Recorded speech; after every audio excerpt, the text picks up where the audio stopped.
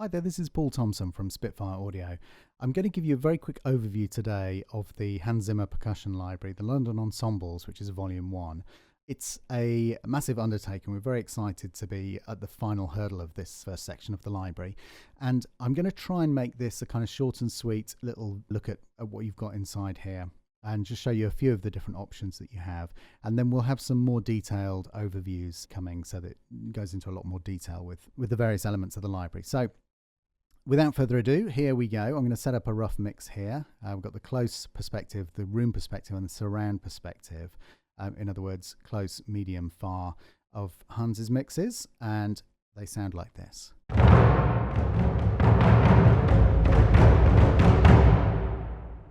So that's the bombos. If we have a quick listen to the individual mic sections.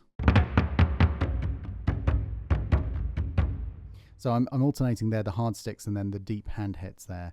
We've got soft sticks for this as well.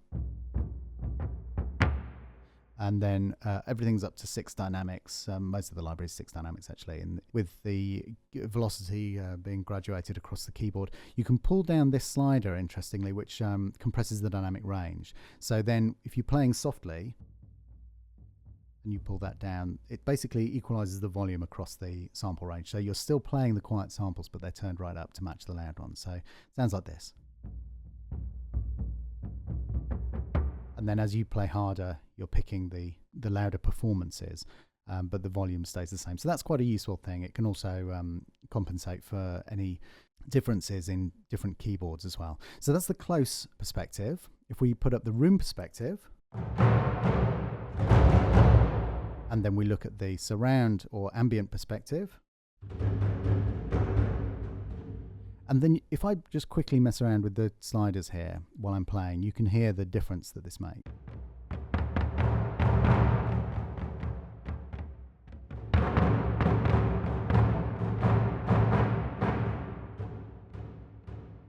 So it gives you a lot of control over the perspective shift of the sound that you're hearing, and the amount of ambience and all kinds of stuff. It's really great. We've got a couple of quick controls on here I'll show you. There's a low pass filter here we call boom. So you can hear that can control the amount of high end you've got. And then there's a high pass filter for the opposite effect. Very useful little control as well. Nice and easy to have it on the front there. And then pitch. So you've got a lot of control there for changing things up. Let's have a quick flick through. So we've got 2 different boo bams patches. There's a more traditional kind of performing on with hard sticks here. Sounds like this. So again, you've got a variety of different boo bams there. But if you want something that's slightly more controllable in terms of what you're getting, we've got a kind of low to high with 2 different performances in this section. So if you play down the bottom end, and then as you go up, you get higher, and then different sounds up here. So that's a really useful little one as well.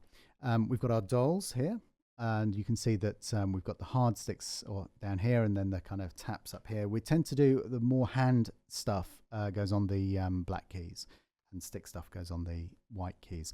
But again, trying to kind of conceptualize it so that it compresses it into a usable and predictable place, so you don't have to relearn lots of different keyboard layouts for every different sound.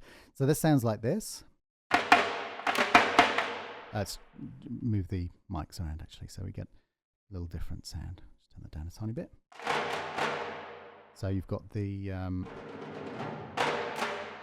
can hear there, you've got a great kind of room sound. If we turn the room sound off altogether, again, that's just the close perspective. I'm going to move over shortly and show you what the additional mics bring to the party. So, but we'll finish this quick look through the instruments in this section of exotic hits. So we've got Paper Jun.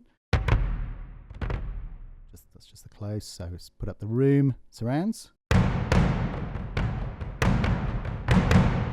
and then the tombecs. These are all kind of hand hits, so all on the black keys. Deep hits here, slaps, and taps. And then obviously you can kind of adjust this for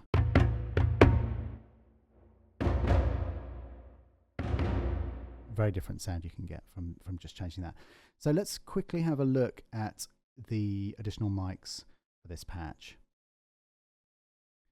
And it'll be interesting. We'll stick to the tombecs just so that you can hear the sound that you've just been listening to. We've got a bottle mic here, which are the mics suspended inside water bottles. And usually you would low pass filter that, so you'd gives a nice kind of low end to things. We've got a mid mic here, which is a kind of middle distance.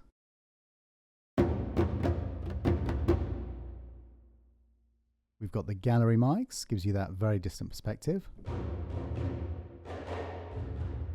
We've got some superb overheads. Really love these mics, stereo pair. Overhead of each station. Great mix there, that's very, very useful. A stereo pair that's kind of more like a tree, but with a kind of more stage sound. And then another one of my favorites, it's like a tree made from piezo mics, and they're gaffer taped to the floor. So you get a very interesting, quite directional sound, and it's a mixture of the vibrations coming through the floor and the vibrations coming through the air. It's quite a useful and intriguing sound that changes quite dramatically depending on which instrument you've got loaded. So let's go back to the elements of and load up the various different patches. Have a look at the different instruments that we've got here. So first one of these three in the buckets hits section. I'll put up a kind of basic mix again. So we've got a kind of nice rough balance. And these are the buckets and darbukas. And then we've got buckets and crushers. And then buckets and snares. With some great useful flams up at this end here. So that's a fabulous sound as well. If we go into the low hits section, I'm loading all of Hans's mixes at the moment, but we'll go back at the very end and have a very quick look at the comparison between the other two mixes as well. So bass drums in the gallery, again, a nice selection of stuff here. If I go to the keyboard, hard sticks, soft sticks, rims, puilis.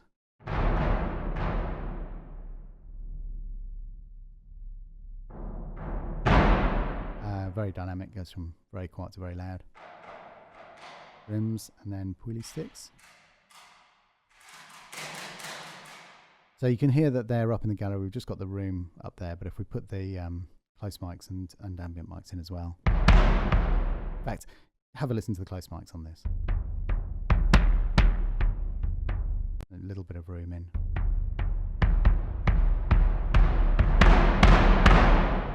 It's great.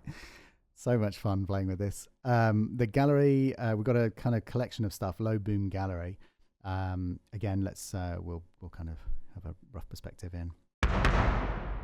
Soft sticks, rims, wheelies. And then you've obviously got rolls as well, hard and soft stick rolls. There's rolls for pretty much everything in here. Hand rolls as well for the hand played instruments, really great stuff. Low booms. And if we just have a listen to the close, and then we can switch in the room mics. And then the surround perspective as well.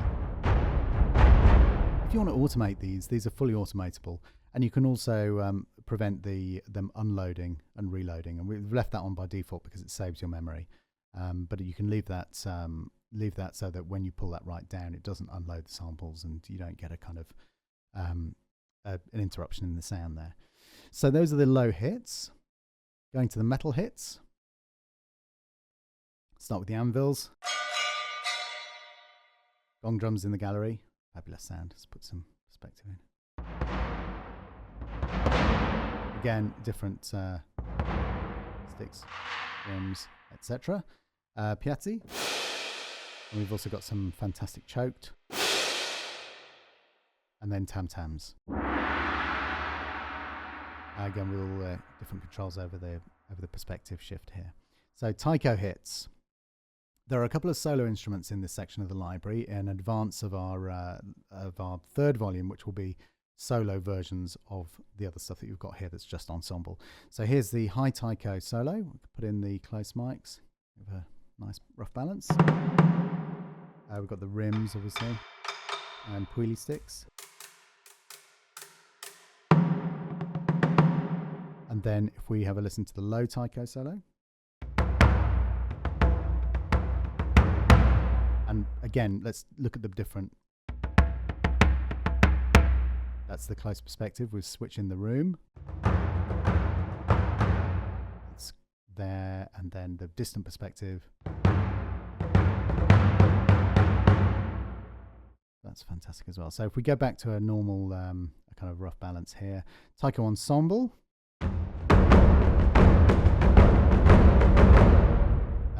Going slightly over the top here, but letting myself get carried away.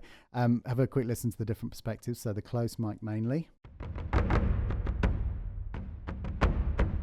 and then mainly add in some room, and then if we pull that down and put the distant perspective up, you get the idea. And then we've got the low, the large taiko solo here,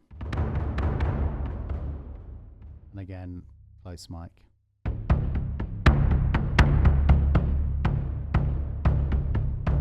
Change the perspective.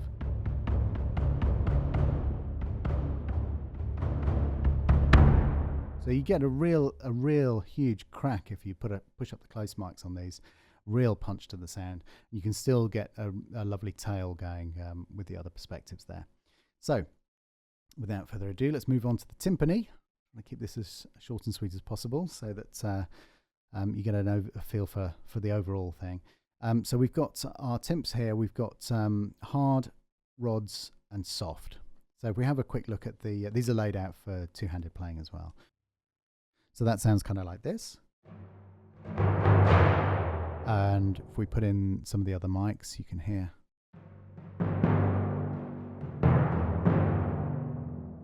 Fantastic ensemble sound. Let's have a listen to the close mics. And then if we go to the rods, and the soft sticks.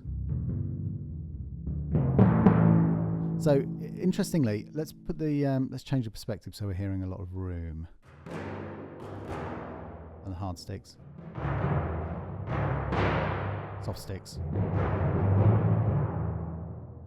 So you've got a really interesting. I love the sound of these actually, just kind of the pulsy sound you get if you just use the close perspective. And it's a really nice sound, and because you've got the ensemble, you're getting an interesting kind of human variation as it goes along. It's like the perspective, it becomes kind of 3D because you're hearing, slight differences between the dynamic within a small dynamic range of each player.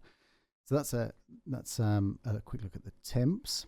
So if we go back to the exotic hits, and then have a quick listen to the bombos. I'm going to put just get a kind of rough mix up like this, just to remind you of Hans's version. Then if we put Jeff's version up, and we'll get the same kind of mix. Sounds very different, and this is the interesting thing. So here's Jeff's version is kind of split into close perspective, a tree perspective, the surround perspective or the ambient perspective, and the outrigger sound. So the close mics, very different to the other close. So the tree, the surround, and then if we put up the outrigger sound, very similar to the tree but slightly wider in its perspective there. And then if we put up Alan's mixes, and Alan has the same close room and ambient perspectives here. So just switch them all on. Let's have a listen to the close mic first. Interesting. Go to the room. Now that's very different as well. Sounds a lot closer. And then go to the ambient perspective. So with Alan's mix, you get a very different sound if you put that kind of rough mix up that I had before.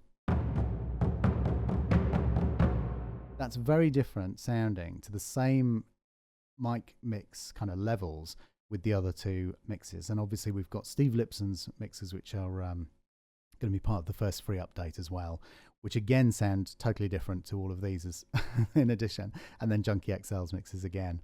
So and those are free updates. We're kind of staging the management of the data in this project has just been enormous.